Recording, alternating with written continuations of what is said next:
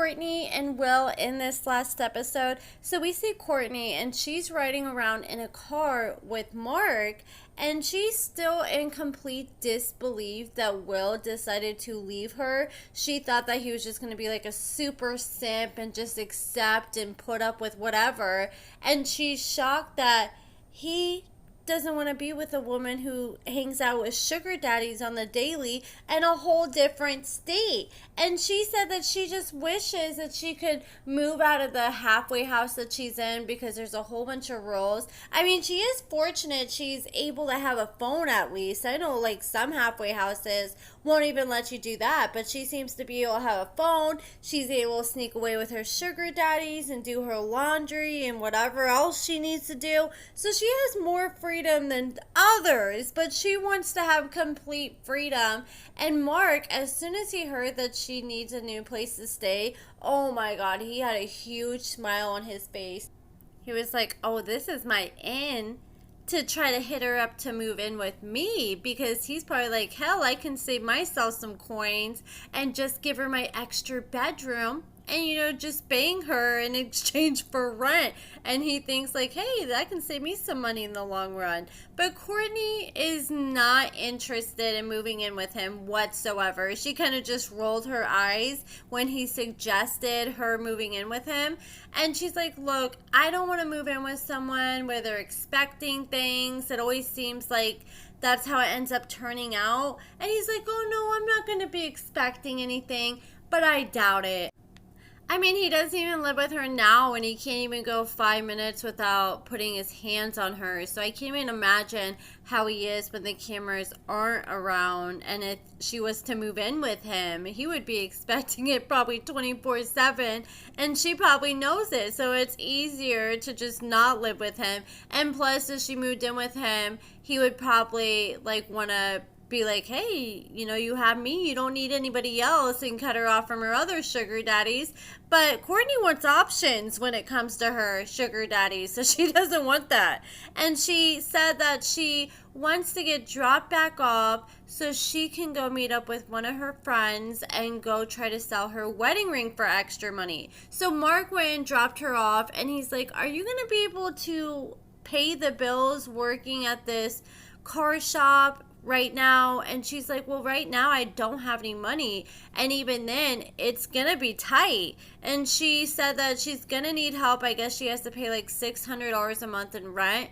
So Mark was like, okay, how much do you need right now? And I thought Courtney was about to milk him for hundreds. I thought she was about to say, well, my rent's $600, and then I'm gonna need like a couple $100 for pocket change. I thought she was gonna tell him like $600 minimum, or at least $200-300. But she told him, hey, just give me $60 and that'll be okay. And I was like, damn, she must know that he didn't have that much money right then, or maybe she's trying to save some for later.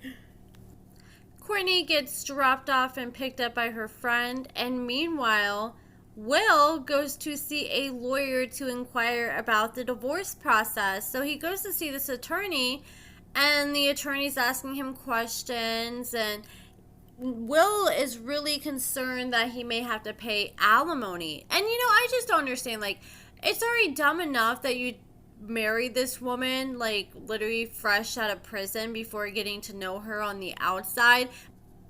But not just that, but you went into this without getting a prenup. Like, if you're gonna rush a marriage, at least get a damn prenup. And it seems like Will's a smart guy in other aspects of his life, but when it came to Courtney, he was just making dumbass decisions. So he wants to make sure he's not going to have to pay her alimony, because I'm sure if Courtney is asked if she wants spousal support, oh, she's going to probably want it all. She's going to probably try to milk him for everything he has. But the lawyer is convinced, since they're only married 6 weeks, he doesn't think Will have to pay alimony, and he's really excited about that.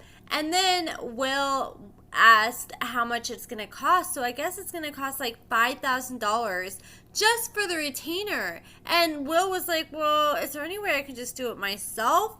And I guess the lawyer said he could help him print the stuff off, and then he can just go turn the paperwork in himself. But he's like, you need to get the ball rolling, because if Courtney finds out or thinks you're filing for a divorce, if she like starts running and making it difficult, then it could be really hard to serve her. And then we see Courtney, and she meets up with her friend.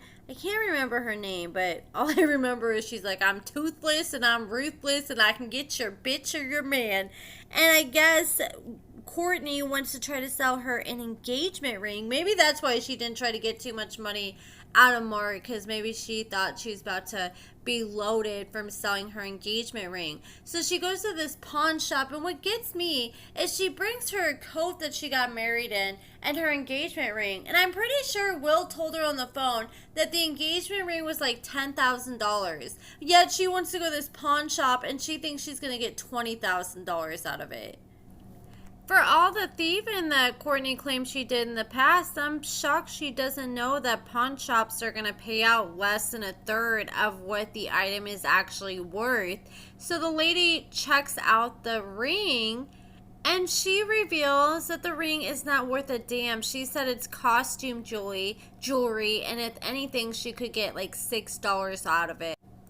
At first, I was like, okay, maybe it's like a lab-grown diamond, not an actual, like, legit diamond carat like she thinks.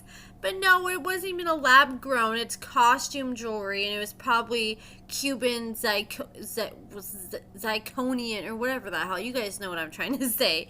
So Courtney's pissed off, and she tried to call up her mom to get some money. And her mom's like, I ain't got it. Because the mom said that the only time Courtney hits her up is when she needs some money. So it's kind of a good thing that Courtney can't go see her mom in an opposite state, because she would probably be showing up at her doorstep once a week trying to get money from her. But Courtney's mom and Will are both sick of her shit and want her to be self-sufficient.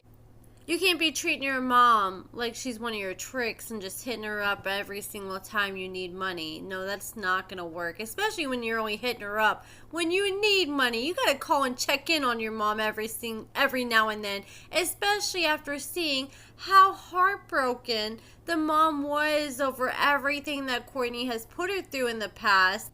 The mom knows better. She knows if Courtney slips up and gets arrested, or if she overdoes it and ends up dying from drugs, the mom's gonna know at least she didn't fund it. So she told Courtney, like, hey, nope, I'll be there to support you any other way but financially. So Courtney got off the phone, and now she's freaking out because she was really depending on this $20K. She thought she was about to hit it big with this freaking wedding ring. And I'm glad that Will gave her a fake ring. I mean, I was just talking about how he wasn't very smart when it came to Courtney, but this is one of the few smart decisions he did make, is buying her a ring that wasn't worth a damn. Now, at the end of the day, he can have the last laugh, and I'm glad that he did that. And I feel like she's gonna sit there and just hyper focus on that and be like, well, he gave me a fake ring, and she's just gonna completely disregard everything he's ever done for her. And that's how Courtney is. It don't matter what you do for her, the moment you don't jump when she says to jump, she's gonna sit there and act like you're the biggest piece of crap in the world. But that's pretty much it, guys. I just can't with Courtney and her entitlement. She sat there and said, you know what? I have so many friends and they want to give me money. It's not my fault they want to give me money. And you know what? Nobody ever says no to being my friend, so it's not my fault. But the thing is, just because you had the opportunity to take advantage of someone doesn't mean you should. And Courtney, she just has not grown up yet. She's still in that young mindset.